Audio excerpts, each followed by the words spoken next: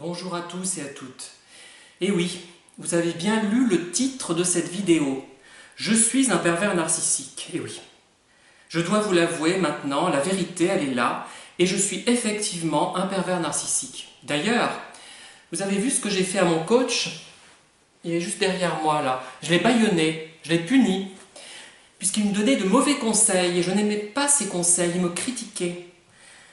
Et je l'ai puni, je l'ai fouetté, je lui ai fait faire le poirier, les ours détestent faire le poirier, et je l'ai bâillonné finalement pour qu'il se taise. Voilà. Et je vais vous expliquer pourquoi j'en suis arrivé à cette conclusion, à savoir que je suis un pervers narcissique.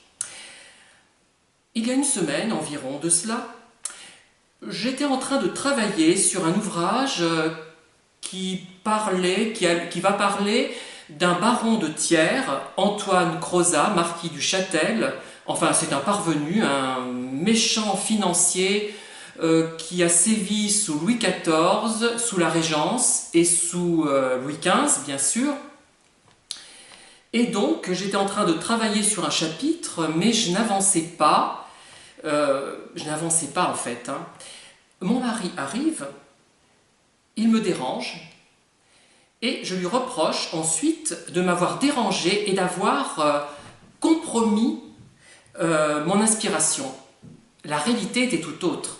Il n'avait pas compromis mon inspiration, mais j'avais besoin d'une victime, en fait. J'avais besoin de quelqu'un pour justifier mon manque d'inspiration, mon manque d'envie de travailler sur ce sujet. J'ai bien avancé dans l'intervalle, depuis.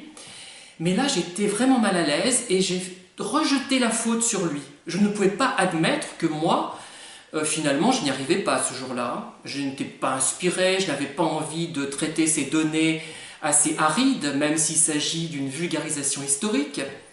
Et voilà, j'ai trouvé la solution, accuser quelqu'un d'autre de mes propres carences, de mes propres manquements, de mon propre manque d'envie, en fait, en quelque sorte. Voilà. Donc, plus sérieusement, je pense qu'une personne qui, d'ordinaire, n'est pas forcément perverse, peut adopter, et ça nous le savons depuis longtemps, des comportements ponctuellement pervers.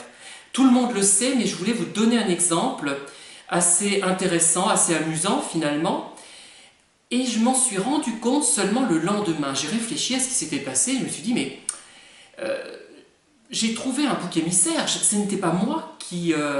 ce n'était pas mon mari, je veux dire, qui était responsable, c'est moi qui étais le seul responsable de ce qui est arrivé.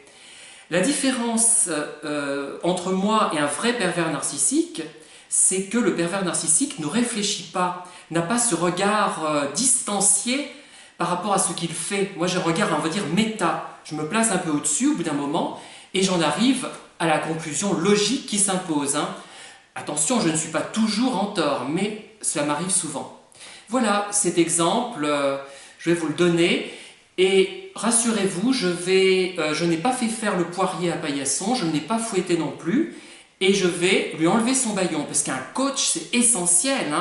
Vous savez, comme j'aime les coachs, comme j'aime les gens qui mettent qu'ils sont coachs, je trouve ça d'un excellent goût, d'un modernisme extraordinaire. Ça ne fait pas du tout bourgeois bohème, non, pas du tout, ça fait pas du tout in.